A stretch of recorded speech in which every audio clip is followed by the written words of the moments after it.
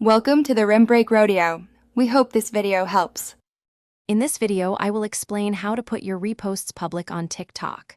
First, open the TikTok app on your device. Navigate to your profile by tapping the Me icon in the bottom right corner. Reposts are a great way to share content you love, and making them public ensures your followers can see them. This process is quick and easy to manage within your privacy settings. Once on your profile, look for the 3 horizontal lines or dots in the top right corner of your screen. Tap this icon to open the main menu. From there, you'll want to select Settings and Privacy.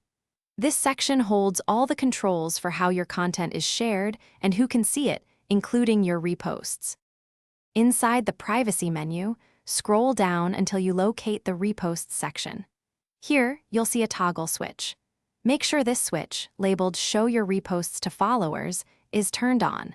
When it's green, your reposted videos will be visible to everyone who follows you, allowing them to enjoy the content you've shared. Congratulations! Your reposts are now public and visible to your followers on TikTok.